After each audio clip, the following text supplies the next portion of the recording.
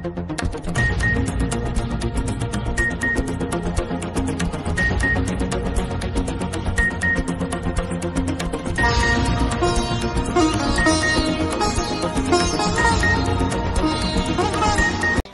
কোটি টাকার ড্রাগস জব্দ করিমগঞ্জের রাতাবাড়িতে, ধৃত 3। সর্বনাশা ড্রাগস বিরোধী অভিযানে একের পর এক সাফল্য পেয়ে চলছে করিমগঞ্জ পুলিশ। বিশেষ করে বর্তমানে পুলিশ সুপার পার্থপ্রতিম দাসের নেতৃত্বে ড্রাগসের বিরুদ্ধে আশাতীত সাফল্য অর্জন করেছেন স্থানীয় পুলিশ। এর আগে বর্তমান এসপি যখন জেলা পুলিশের সহকারী পুলিশ সুপারের পদে আসীন ছিলেন, তখনও তিনি ড্রাগস বিরোধী অভিযানে একের পর এক সুনাম কুড়িয়েছিলেন। অনুরূপ এক অভিযানে শুক্রবার রাতে প্রায় 4 কোটি টাকা নিষিদ্ধ মাদক সহ 3 যুবক ধরা পড়ে পুলিশের হাতে। ধৃতদের কাছ থেকে 12টি সাবানের বাস্কে 150 গ্রাম হেরোইন সহ 19,800 নেশা জাতীয় ইয়াবা ট্যাবলেট বাজেয়াপ্ত করা হয়, যার কালোবাজারি মূল্য প্রায় 4 কোটি টাকার মতো হবে।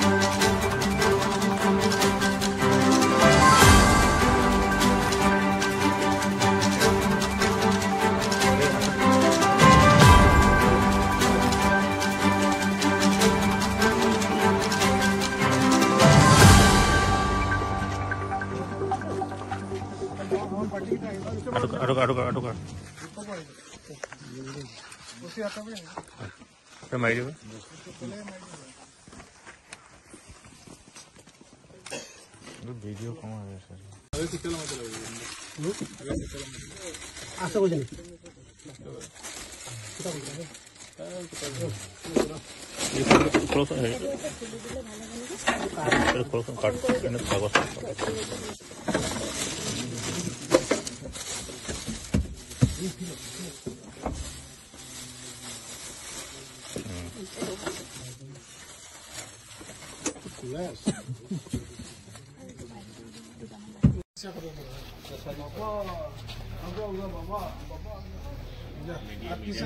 এদিকে দেখো, এদিকে দেখো।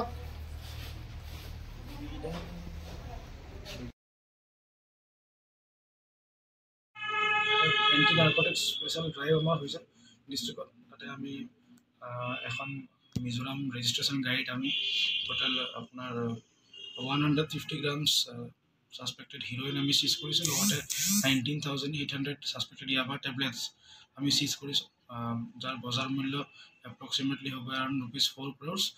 আৰু আমাৰ লগতে আমি 3গৰাকী মানুহক আমি এপ্ৰিহেণ্ড কৰিছোঁ, তেওঁলোকক এতিয়া এৰেষ্ট কৰা হৈছে। এতিয়া আমি কেছ ৰেজিষ্টাৰ কৰি এইটো ইনভেষ্টিগেশ্যন চলি আছে যে ক'ত কনচাইনমেণ্টটো ক'ৰ পৰা আহিছিলে বা ক'ত ডেলিভাৰ হ'বলগীয়া আছিলে। এই সন্দৰ্ভত কেইজন মানুহ আটক কৰা হৈছে? 3জন এতিয়ালৈকে আমি আটক কৰিছোঁ।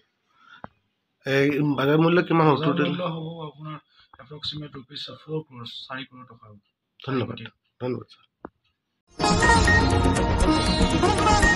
করিমগঞ্জে রাহুল গান্ধীর কুশপুতুল পোড়ানো বিজেপি।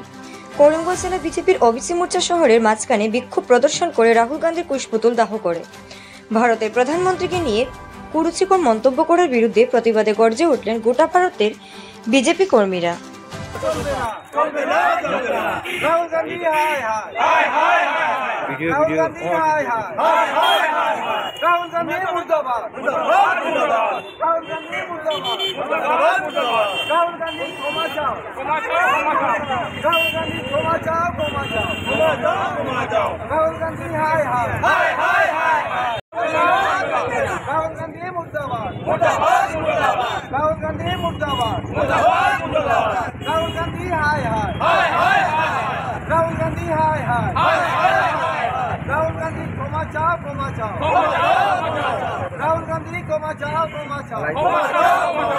ওবিসি সমাজ কে অপমান করা চলবে না, চলবে না, ওবিসি সমাজ কে অপমান করা চলবে না, চলবে না, ওবিসি সমাজ কে অপমান করা চলবে না, চলবে না, ওবিসি সমাজ কে অপমান করা চলবে না, চলবে না।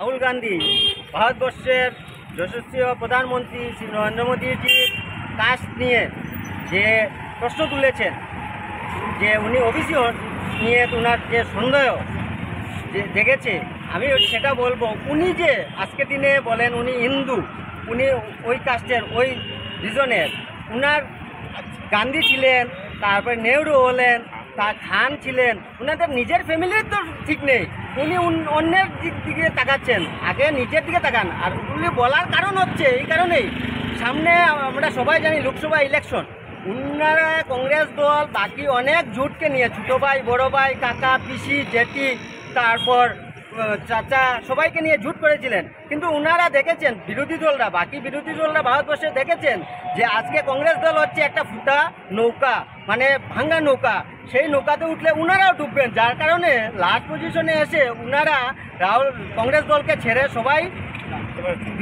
এনডিএ সরকারের সঙ্গে আসছে বা একা লড়বে। উড়িষ্যার একটি জনসভায় কংগ্রেস নেতা রাহুল গান্ধী আমাদের মাননীয় প্রধানমন্ত্রী, যশস্বী প্রধানমন্ত্রী নরেন্দ্র মোদীজিকে ওবিসি হিসাবে স্বীকৃতি দেয় নাই। উনি কী বলেছেন জানেন আপনারা? যে উনি কাগজি ওবিসি। কাগজি ওবিসি আবার কি? উনি বলেছেন কাগজ নিয়ে ওবিসি হয়েছেন, ওনার নিজস্ব কোনো ওবিসি রেজিস্ট্রেশন নেই, ওবিসি সার্টিফিকেট নাই। আমরা এর তীব্র প্রতিবাদ জানাচ্ছি, আমরা এর ধিক্কার জানাচ্ছি। আপনারা জানেন নরেন্দ্র মোদীজি একটা মোদী সম্প্রদায়ভুক্ত মানুষ, যে গুজরাট রাজ্য সরকার 1992 ইংরেজিতে মোদী পদবীকে ওবিসি সম্প্রদায়ভুক্ত করে। তৎপরবর্তী সময়ে 1994 ইংরেজিতে কেন্দ্রীয় সরকার মোদী সম্প্রদায়কে ওবিসি হিসাবে তালিকাভুক্ত করা হয়। আমরা দেখেছি নরেন্দ্র মোদী সম্প্রদায়ের যে বা যারা আছে সবাই ওবিসি সম্প্রদায়ভুক্ত। এই হিসাবে রাহুল গান্ধী যে মন্তব্য করেছে, সেই মন্তব্য আমরা কোনোভাবে মেনে নিতে পারি না। আমরা দীক্ষা জানাই, আমরা প্রতিবাদ জানাই। তার জন্য আজকে আমরা এই প্রতিবাদ কার্যসূচি আমরা গ্রহণ করেছি। এর জন্য রাহুল গান্ধীকে ক্ষমা চাইতে হবে। রাহুল গান্ধীকে ক্ষমা না চাওয়া পর্যন্ত আমরা এই প্রতিবাদ চলবে আমাদের সমগ্র ভারতবর্ষে জুড়ে। ধন্যবাদ সবাইকে।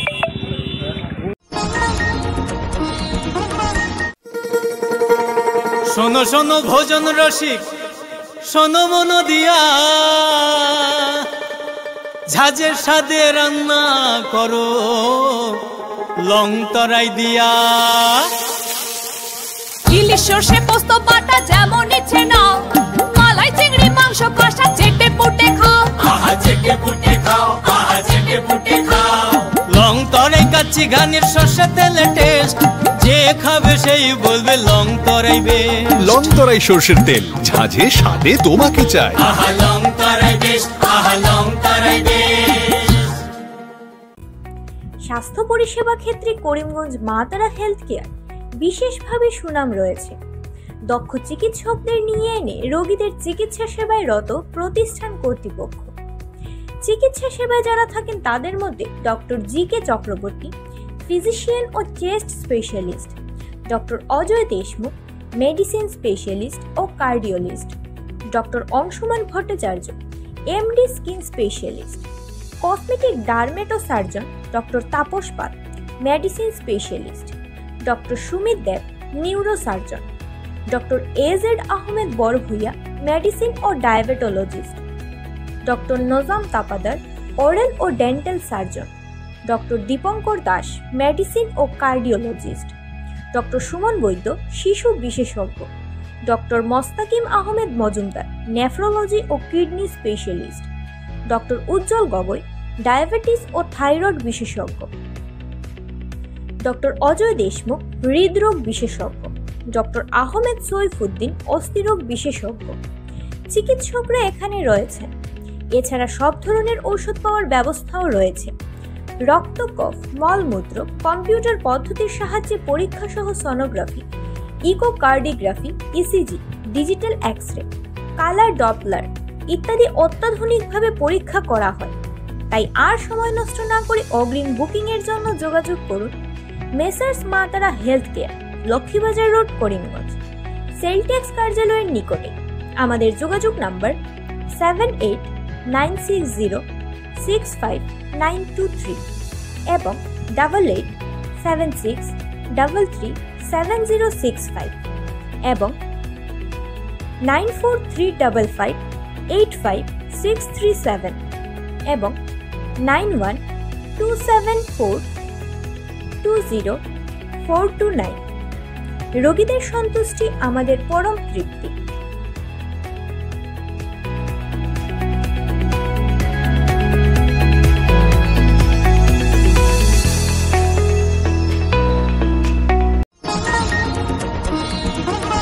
করিমগঞ্জ সরকারি হাসপাতালের পরিষেবা প্রতিনিয়ত বেহাল আকার ধারণ করেছে।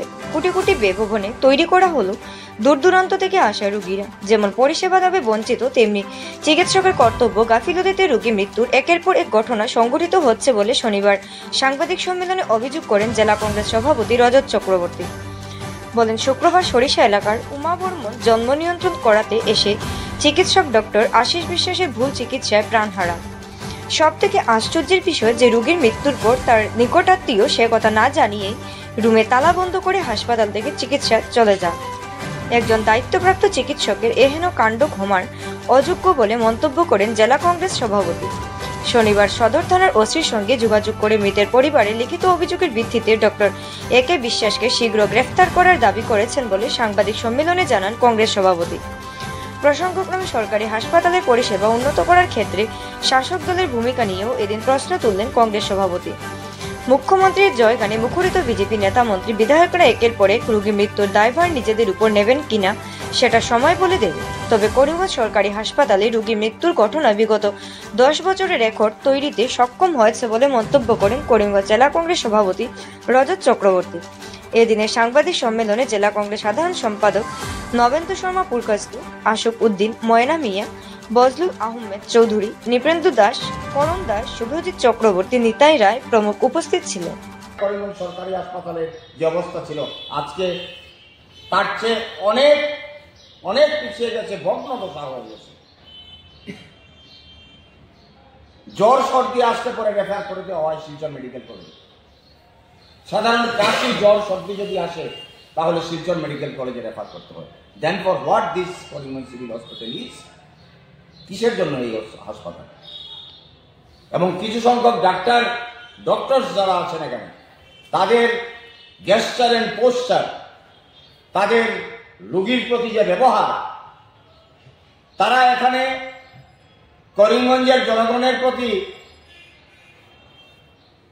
তারা মানে they are not concerned about the people of the Karimganj.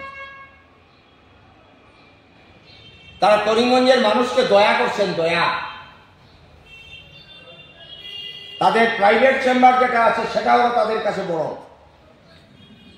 সরকারি হাসপাতালে এসে তারা 10 মিনিট হোক আর 1 ঘন্টা হোক যদি সার্ভিস দেন, সেটা করিমগঞ্জের জনগণের প্রতি তারা দয়া করছেন। This is the mentality, this is the attitude of some doctors. আমরা এটা দীর্ঘদিন থেকে এটা পর্যালোচনা করছি, আমরা দেখছি, প্রত্যক্ষ করছি আমরা। আজকে কিন্তু শেষ পর্যায়ে এসে গেছে। গতকালকের যে ঘটনা, এই ঘটনা অত্যন্ত নিন্দনীয়, এর নিন্দার কোনো ভাষা নেই। তাই আমরা ভারতীয় জাতীয় কংগ্রেসের তরফ থেকে আজকে এই সাংবাদিক সম্মেলনের মাধ্যমে আমরা দাবি করছি যে অবিলম্বে এই ডক্টরসের যে রেজিস্ট্রেশন আছে সেটাকে ক্যান্সেল করা হোক এবং অবিলম্বে গ্রেপ্তার করে দৃষ্টান্তমূলক শাস্তি এই ডাক্তারকে দেওয়া হোক। 24 থেকে 48 ঘন্টার মধ্যে এই ডাক্তারের দৃষ্টান্তমূলক শাস্তি করিমগঞ্জের সর্বস্তরের জনগণ এর পক্ষ থেকে আমরা দাবি করছি। জেলা প্রশাসন থেকে শুরু করে স্বাস্থ্য বিভাগের যারা আধিকারিক কর্মকর্তা আছেন, স্বাস্থ্য বিভাগের কাছে আমরা এই দাবি রাখছি। এবং সর্বকালের সর্বশ্রেষ্ঠ মুখ্যমন্ত্রী বলে যাকে আখ্যায়িত বিধানসভায় বিজেপির বিভিন্ন বিধায়ক করছেন, আমি দেখেছি যে বিজেপির বিধায়ক মানব ডেকা, উনি লক্ষিমপুরের বিধায়ক, উনি বিধানসভায় বলেছেন যে লক্ষিমপুরের চিকিৎসা সেবা নেই বলে বিভিন্ন জায়গায়। রাজ্যের বেশ কয়েকটি জেলায় চিকিৎসা সেবা নেই বললেই চলে। তো করিমগঞ্জের গতকালকের যে ইনসিডেন্ট ঘটনা, সেটা খুলে দেখা যায় যে রোগী মৃত্যুবরণ করেছেন।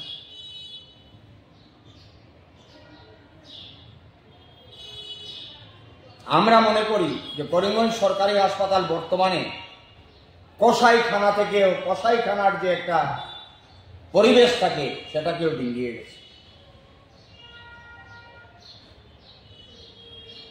সঙ্গে সঙ্গে এফআইআর দায়ের করা হয়, কিন্তু এখন পর্যন্ত 24 ঘন্টা হয়ে গেছে। একটু আগে আমি করিমগঞ্জ পুলিশ স্টেশনের ওসির সঙ্গে ওভার ফোন আমি আলোচনা করেছি যে গতকালকের ঘটনায় এফআইআর দায়ের করা হয়েছে চিকিৎসকের বিরুদ্ধে, যিনি হত্যা করেছেন রোগীকে। এখন পর্যন্ত তাকে গ্রেপ্তার করা হয়েছে কিনা ওসি আমাকে বলেছেন যে এখন পর্যন্ত গ্রেপ্তার করা হয়নি। তো আজকে আমরা কোন দেশে আছি? বিধানসভা চলছে, এই বিধানসভায় করিমগঞ্জ থেকে নির্বাচিত বিজেপির একজন বিধায়ক অত্যন্ত উচ্চ স্বরে বিধানসভায় মুখ্যমন্ত্রীর প্রশংসা থেকে শুরু করে স্বাস্থ্য পরিষেবার গুণগান গেয়ে অনেক বক্তব্য রেখেছেন গত পরশুদিন। সর্বকালের শ্রেষ্ঠ মুখ্যমন্ত্রী বলে আখ্যায়িত করেছেন। এতে আমাদের কোনো প্রশ্ন নেই। তার দলের বিধায়ক, উনি মুখ্যমন্ত্রীকে মাথায় তুলবেন না সর্জে নিয়ে যাবেন, এটা তার ব্যাপার। কিন্তু আমরা যারা করিমগঞ্জের 12 লক্ষ মানুষ, যারা আমরা করিমগঞ্জের বিভিন্ন সম্প্রদায়ের মানুষ আছি, আমরা আজকে বুঝতে পারছি আমাদের জীবন হাতের মধ্যে নিয়ে আমরা চলছি। সাধারণ থেকে সাধারণ যদি একটা রোগ হয়, সেই রোগের প্রাথমিক চিকিৎসা করার মতো অবস্থা করিমগঞ্জ সরকারি হাসপাতালে নেই। আজকে কিছুদিন আগে ভারতবর্ষের প্রধানমন্ত্রী ডিজিটাল মাধ্যমে করিমগঞ্জে মেডিকেল কলেজ শিলান্যাস করেছেন এবং সেটাকে নিয়ে অনেক বক্তব্য অনেকে রাখছেন। আমাকে সংবাদ মাধ্যম থেকে জিজ্ঞেস করা হয়েছিল, আমি বলেছি রামকৃষ্ণনগরের যারা জনগণ আছেন স্বাভাবিকভাবে তারা উৎফুল্লিত হবেন, তাদের এখানে একটা মেডিকেল কলেজ হয়েছে। কিন্তু সার্বিকভাবে যদি আমরা পর্যালোচনা করি, বদরপুর সার্কেল অফিসারের আশ্বাসে প্রতিবাদ বন্ধ করলেন মালুয়া নাহারপুর গ্রামের মানুষ। ভারতমালা যোজনার অধীনে নাহারপুরে বদরপুর বাইপাসের জমি অধিগ্রহণে নোটিশ আগামী সোমবার প্রশাসনের তরফে প্রতিটি পরিবারের হাতে তুলে দেওয়া হবে। নাহারপুরে জমি ও বাড়ির মালিকদের দাবি নোটিশ দেওয়ার পর ক্ষতিপূরণ পাওয়ার পর কিছুদিন সময় দিতে হবে তাদের, কারণ এই সড়কের জন্য অনেকের একমাত্র বাসস্থান হারিয়ে অসহায় হয়ে পড়েছেন। তাই তারা ক্ষতিপূরণ পেয়ে কোথাও বসবাসের জন্য ভূমি ক্রয় করে সামান্য হলেও একটা আস্তানা নির্মাণ করতে পারেন। নোটিশ জারি করে তড়িঘড়ি যদি ঘরবাড়ি ভেঙে ফেলা হয় তাহলে তারা মহাবিপাকে পড়বেন বলে জানান তারা।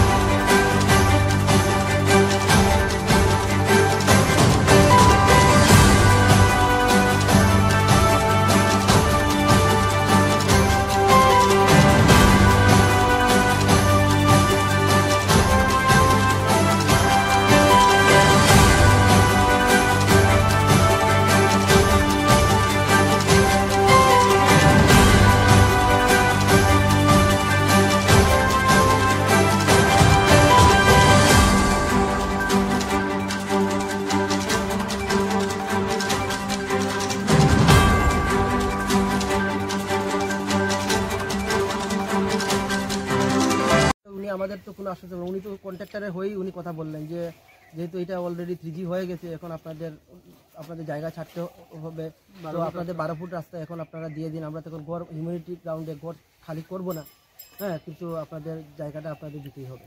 সরকার আমরা তো এখন নোটিশই পাইনি, টাকা তো অনেক পরের কথা। নোটিশ না দিয়ে কি আপনাদের জায়গা দখল করছে বা কাজ করে যাচ্ছে কর্তৃপক্ষ? সেটা তো দেখুন এই মুভমেন্টে ওনাদের কাছে আছে, আমাদের হাতে তো কোনো ইয়ে নেই, ডকুমেন্ট নেই, কিন্তু ওনারা বলছেন ওনাদের কাছে ডকুমেন্ট আছে, সেই হিসাবে ওনারা কাজে লেগে গেছে উইথাউট এনি ইয়ে। মানে আমরা তো ওদেরকে বলেছি যতক্ষণ আমরা ডকুমেন্ট পাবো না বা আমরা টাকা পাবো না, আমাদের এখানে যেন বাড়ির ভিতরে যেন কাজ না করে, যেহেতু আমাদের এখানে 5টা ঘর অলরেডি আছে। এই প্রথমে আমরা নোটিশটা হাতে পাই, তারপর কর্তৃপক্ষের দ্বারস্থ হতে হবে, তাছাড়া তো আমাদের আর কোনো ইয়ে থাকবে, উপায় থাকবে না। কিন্তু আমাদের কর্তৃপক্ষ সার্কেল উনি তো আমাদের কর্তৃপক্ষ। ঠিক আছে।